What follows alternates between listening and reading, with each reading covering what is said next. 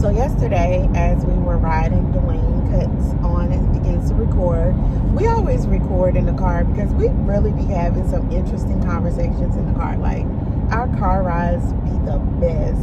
It's so therapeutic and healthy. I just like riding as well. Yeah. And especially when we ride with the windows down. Sometimes we can ride with the windows down in pure silence, and that be the most pleasant and most impactful ride.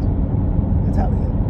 But yesterday, he turns the camera on, starts filming, and began to talk about a topic that was like one.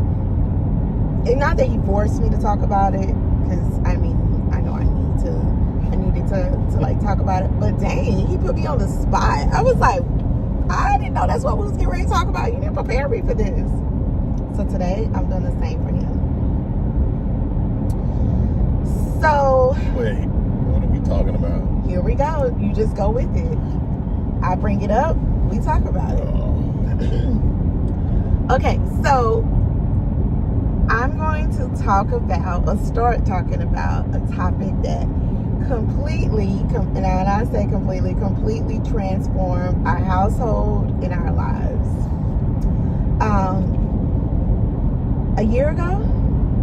A little over a year ago now, we went to South Carolina for the weekend. Mother's Day weekend to go.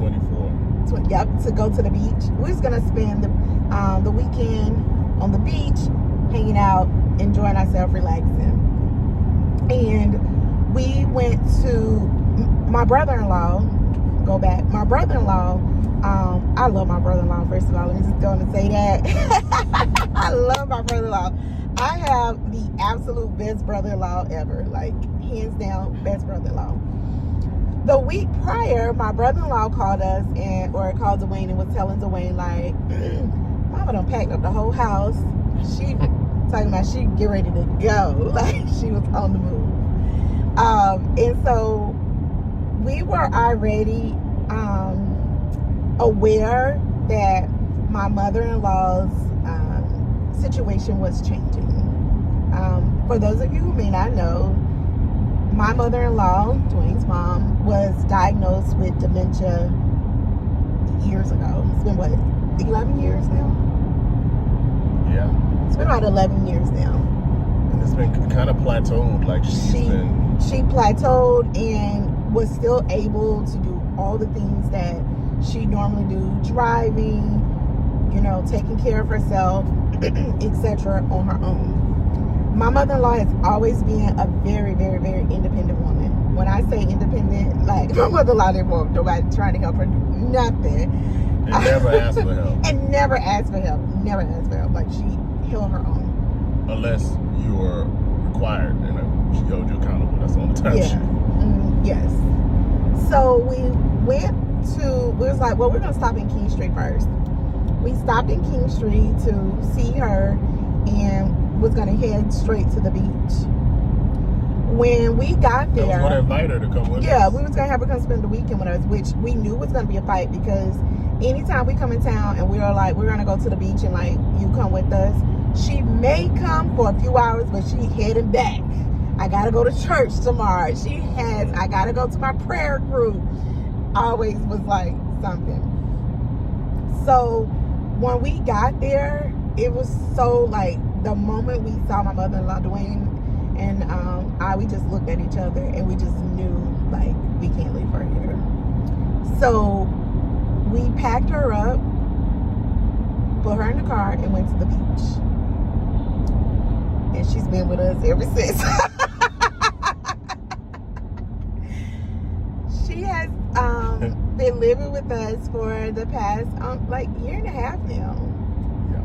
It's been a year and a half. And this has been like a complete shift for our household. That weekend after we picked her up and we went to the beach, we were having fun on the beach. We were enjoying ourselves. I never forget Dwayne, when everybody, kind of was laying down, relaxing. We've been out all day, Nightville. Dwayne and I were sitting up talking, and this was a hard conversation for Dwayne. It was a very hard conversation for Dwayne, talking about we got to figure this out in the next couple hours because we're leaving, and we got to figure out what we're doing, how we're doing it, and coordinating with my brother-in-law. So, little backstory: when we first found out that my mom had been diagnosed with dementia, my brother and I came together with my mom, sat down and talked with her and asked her what were her wishes, because we wanted to respect her wishes. She told us that she wanted to stay by herself as long as she could, and so we granted that, as long as she, safely could. Things were happening that, I started to become aware of, my brother started to become aware of, and so we also promised her, me and my brother also promised each other that we would never put her in a nursing home until it's absolutely necessary, where she can't control bodily functions, or she needs to have around-the-clock medical attention to assist her with living. And so we've kept that promise. And so it's funny, when we first found out, like I said, 11 years ago, Deborah and I and my brother had conversations, and then Deborah and I sat down and talked, and we always said that when it gets to the point where she cannot be by herself, we would move her up here with us. And we told her that, and she was fine with it. But we didn't know it was going to be that quick. We thought, 11 years is good, but still, we didn't, it's my mom. I thought she was going to be okay. I thought it wasn't going to get bad because her dementia had kind of plateaued for a long time. Yeah. And so when it was time, it was we didn't even have to second guess. My wife was on board, which I appreciate her for, because, that could cause a rift in your marriage. I didn't have that problem. And so we have now turned into caretakers. Dwayne and the board, caretakers. When I tell you, sometimes you have to laugh and cry, but also a lot of things are funny that my mama do. Girl, that has me floored. But I will say, my kids have completely embraced it. They know about everything that's going on with what they call grandma, and they actually told us that they appreciate that they could actually spend this time with her. And so, things have changed. We do things a little different, but everything we do now requires coordination. Yeah. Before we were just spontaneous. We would get up and just go sometimes. Y'all know we always be on the move, and it's now it's completely different because we have to move at the speed, so to speak, that works for my mother-in-law. Yeah. She is now at a point where traveling with her requires more detail, planning, than before when she first moved here. I will say that when we first brought her, or moved her up here with us, that transition was shaky. It was very very shaky because we were learning, we had to learn all of these things of what to look for, and just getting used to the new normal with her, because my mother-in-law used to be peace, I'm out.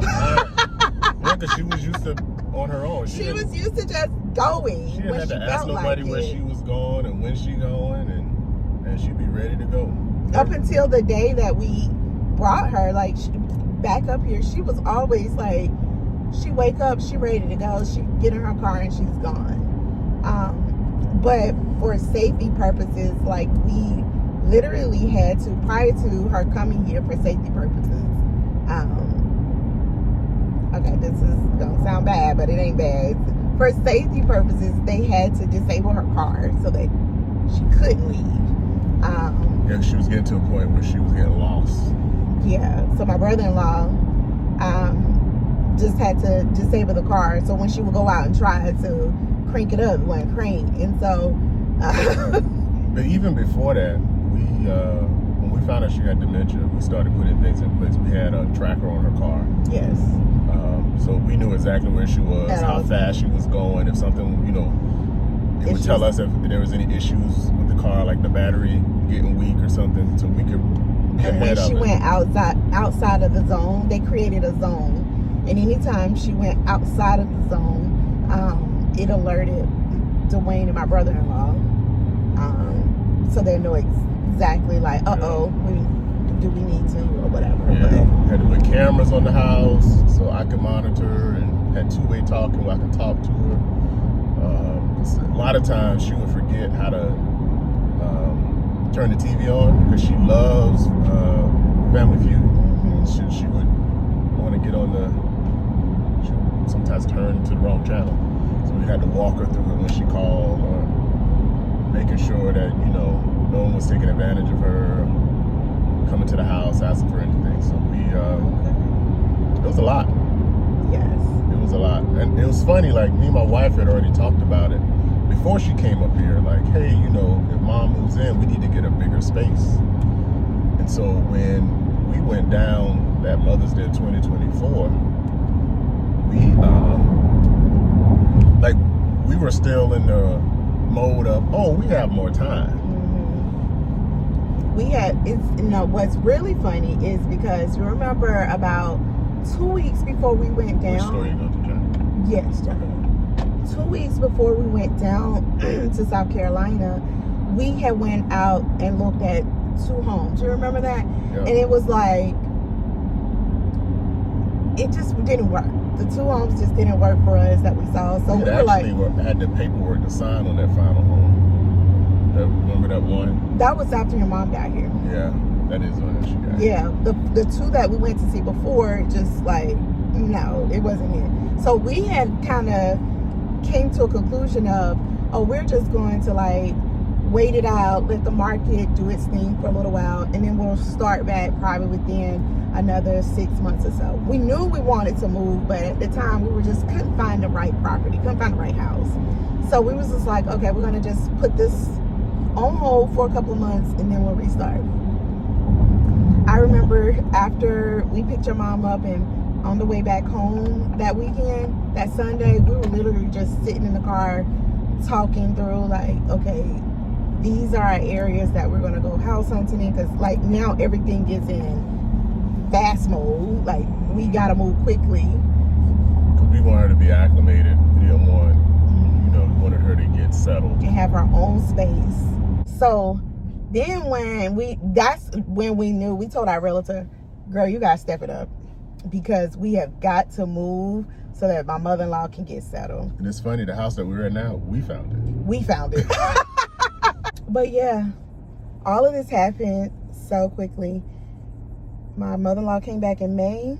June, July was like, we got to get this going. And then,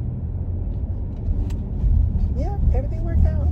So she has her own space. I think sometimes people don't understand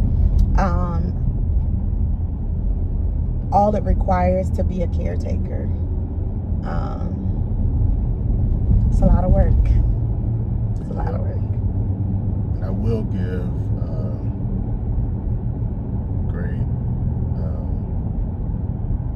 honor to my brother, because he, during the period where we were allowing her to live on her own, he was making sure she was okay while she was in King Street. So he was working and dealing with that. He would call me and be like, look, it's getting worse. And so we would put, things in place until it got to the absolute, she needs to go. Because we found out later, I didn't know this, like one night she woke up when she was in King Street and walked out of the house. And 2 o'clock in the morning, she's standing in our neighbor's backyard. Yep. So. Yeah. Like, I can't thank my brother-in-law enough for, he always kept us informed. We always had little conference calls. It was just like, he was so hands-on and, you know, still trying to live, you know, do the things that he likes to do, go places, enjoy life, but also being there and being very supportive and taking care of my mother-in-law. Like, he allowed freaking us to do what we needed to do to get to this moment. And so now, you know, it's our turn to do what we need to do so he can do what he needs to do. Yeah. And I thank him so much for that. I promise y'all I have the best brother-in-law. I told y'all He still that. calls now. Yes, we still come see her and everything. Yes. If we ever need him, like we want to go somewhere and we ever need him to, you know. We recently went somewhere. Yeah, we recently went somewhere and he flew up, or he drove up. He drove up to be there so that we can still, you know, do things that we like to do. It's really all about partnership, collaboration. We gotta work together. And my aunt, her sister, yes, my Aunt Red, she'll come up and stay with her if we need to go somewhere. So, and she calls almost every day to check on her. Now, there's two things my mom will never forget. She never forget God. She knows who God is. She still prays and does what she needs to do. And that Loretta McFadden. She knows her Loretta. Her sister. I remember that time Rhett came up here, and I went to pick Rhett up from the airport.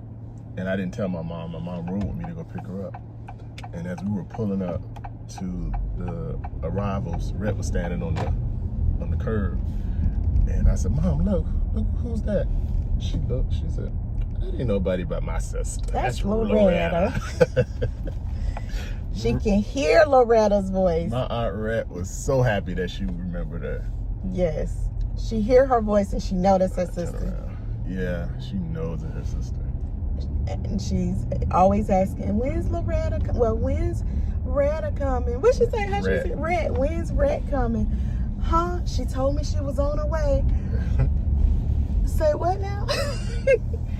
So we have to FaceTime her so she can see her. But I promise you, no, there's 3 things she remembers. She remembered God, Loretta, and that she was a teacher. Oh, because she still teaches. Y'all, we'll talk about that. We'll talk about that later. That's another show. Jesus. But we are caretakers, y'all. That's why I'm in therapy. Who would have thought the Wayne and Deborah are caretakers of somebody? That's the hardest thing. I think the hardest thing for me, which really got me, was when she had been there about a month or so, and she went with me because I had to go to the mall. I had to get some more dress shirts, and I went to the mall, and we were in the mall, and so I saw this suit, and I was like, I need to try it on. So I went in the dressing room. I asked the guy, could he put a chair right outside the dressing room door? He was like, why? I was like, oh, my mom has dementia. I want to make sure he's like, oh, yeah. I'll put the chair by the door and I'll stand here and watch it for her. So I'm inside dressing room, you know, changing. And as I'm changing, I'm talking to my mom to make sure I keep her in, you know, in a conversation so that I know she doesn't go anywhere. So she's talking. And so the guy asked her, so how are you today, ma'am? She was like, oh, I'm good. I'm here with my nephew. So I'm in the dressing room looking like, nephew? Who's the nephew? And so she was talking about me. And so I would tell you that was the most hurtful thing that I had to deal with, because it wasn't no fault of hers. But even now, it's like we have pictures up, and she can look at the pictures and she knows that, oh, that's my son, oh, that's Rael, oh, that's Dwayne. But when she looked at me, she'd still think I'm her cousin. So yeah, I was going to say, now you're her cousin. That's a hard nephew thing. to cousin. And so for me, I get it. That's just a personal thing that I want her to remember me, but she can't. But there are times where she knows who I am. But she's doing good. I think she's, you know, she's safe. That's the most important She's safe. thing. That's the most important thing. So it's hard. It is. It's like I'm going to lose her twice. I'm losing her now, physically, and eventually I will lose her physically. So, cut this thing off, please.